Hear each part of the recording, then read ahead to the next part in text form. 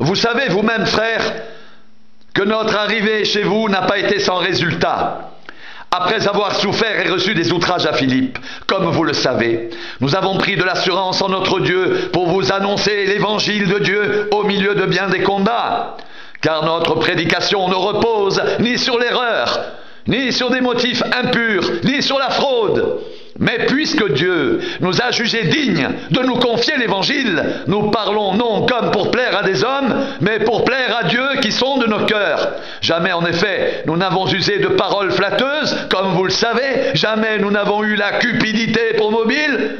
Dieu en est témoin, nous n'avons point cherché la gloire qui vient des hommes, ni de vous, ni des autres. Nous aurions pu nous imposer avec autorité comme apôtres de Christ, mais nous avons été pleins de douceur au milieu de vous, de même qu'une nourrice prend un tendre soin de ses enfants. Nous aurions voulu, dans notre vive affection pour vous, non seulement vous donner l'évangile de Dieu, mais encore notre propre vie, tant vous nous étiez devenus chers. Vous vous rappelez, frères, notre travail et notre peine nuit et jour à l'œuvre pour n'être à la charge d'aucun de vous. Nous vous avons prêché l'évangile de Dieu.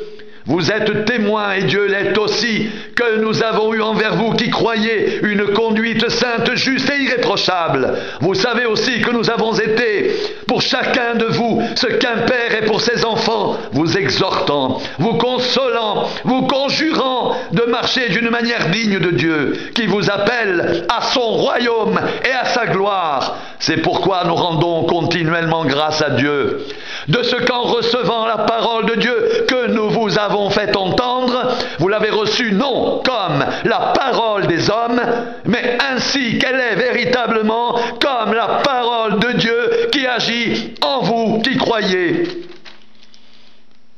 Nous ne voulons pas, frères, que vous soyez dans l'ignorance au sujet de ceux qui sont décédés, afin que vous ne vous affligiez pas comme les autres qui n'ont point d'espérance.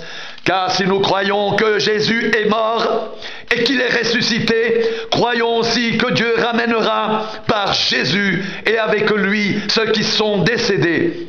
Voici en effet ce que nous vous déclarons, d'après la parole du Seigneur, nous les vivants, restés pour l'avènement du Seigneur, nous ne devancerons pas ceux qui sont décédés.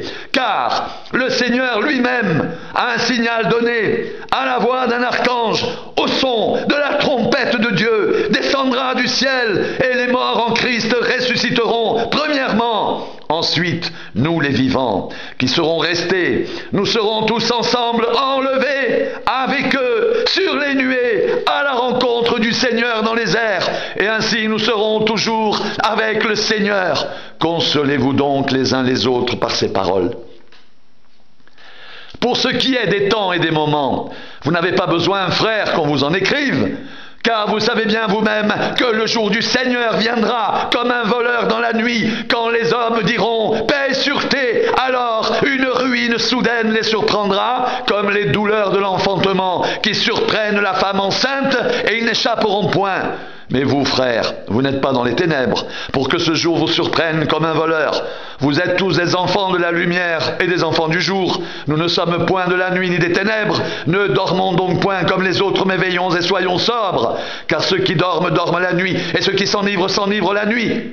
Mais nous qui sommes du jour, soyons sobres, ayant revêtu la cuirasse de la foi et de l'amour, et ayant pour casque l'espérance du salut, car Dieu ne nous a pas destinés à la colère, mais à la possession du salut par notre Seigneur Jésus-Christ, qui est mort pour nous, afin que soit que nous veillions, soit que nous dormions, nous vivions ensemble avec lui. C'est pourquoi exhortez-vous réciproquement, édifiez-vous les uns les autres, comme en réalité vous le faites.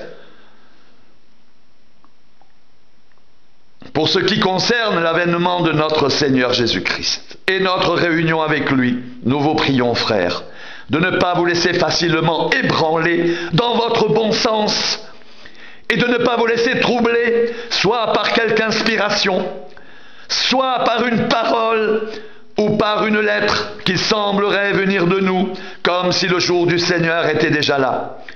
Que personne ne vous séduise d'aucune manière, Car il faut que l'apostasie soit arrivée auparavant et qu'on ait vu paraître l'homme impie, le fils de perdition, l'adversaire qui s'élève au-dessus de tout ce qu'on appelle Dieu ou de ce que l'on adore.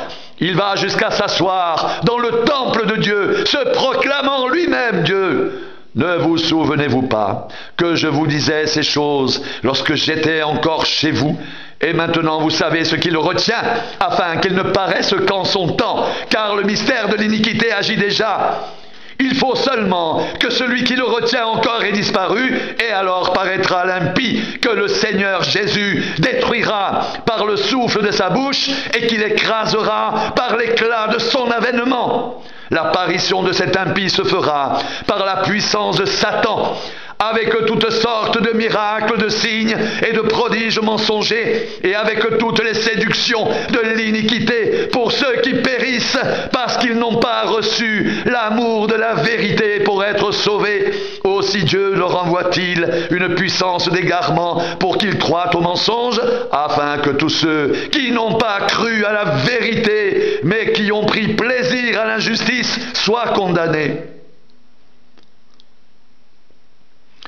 Pour nous, frères bien-aimés du Seigneur, nous devons à votre sujet rendre continuellement grâce à Dieu, parce que Dieu vous a choisi dès le commencement pour le salut, par la sanctification de l'Esprit et par la foi en la vérité. C'est à quoi il vous a appelé par notre évangile, pour que vous possédiez la gloire de notre Seigneur Jésus-Christ.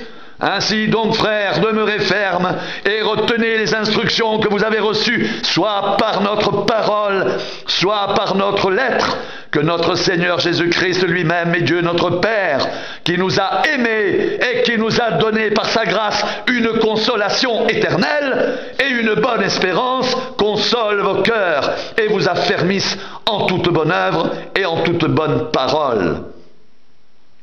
Au reste, frères, priez pour nous, afin que la parole du Seigneur se répande et soit glorifiée comme elle est chez vous, et que nous soyons délivrés des hommes méchants et pervers, car tous n'ont pas la foi. Le Seigneur est fidèle, il vous affermira et vous préservera du malin.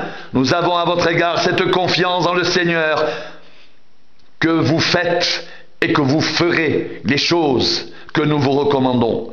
Que le Seigneur dirige vos cœurs vers l'amour de Dieu et vers la patience de Christ.